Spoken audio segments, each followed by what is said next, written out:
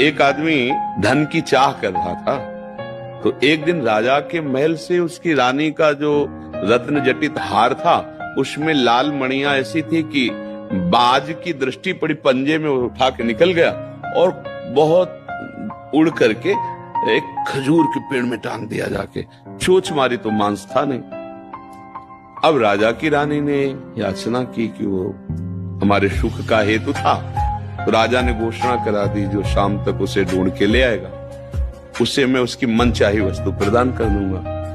तो वो आदमी कोई कहीं ढूंढ रहा है, कहीं खोज रहा है, वो नदी के किनारे लग गया और एक जगह गया तो उसे वही हार दिखाई दिया जैसा बताया गया था।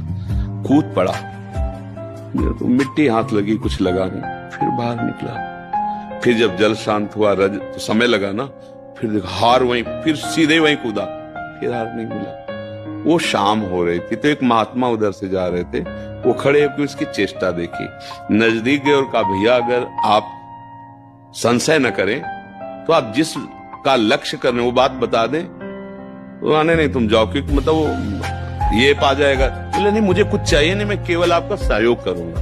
तो उनका देखो ये वो हार है और मैं इसे सुबह से खोज रहा हूं, बार बार इसमें कूद के, और है वो।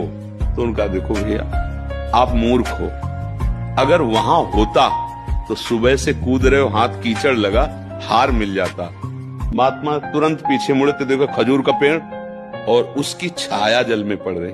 बोले हार वो ऊंचाई पर टंगा हुआ है, उसकी छाया तुम जीवन भर कूदते रहो, वहां नहीं मिलेगा, हार वहां है। समझ गए? हमारी बुद्धि रूपी रानी सुख रूपी हार खो दिया है। अब वो मन से कह रही कि हार ले आओ, मैं तुम्हें सब सुख दे दूंगा। मन संसार भव नदी के किनारे आया, अब ये विविध भोगों में उसी को ढूंढ रहा, सुख को। अब कोई महात्मा मिले बताए इधर नहीं, इधर से हटो और इधर मुंह करो, ऊर्ध्वमूल, इधर देखो ऊंचे की तरफ, ये उसकी छाया है। प्रभु के सन्मुख हो, अभी सुख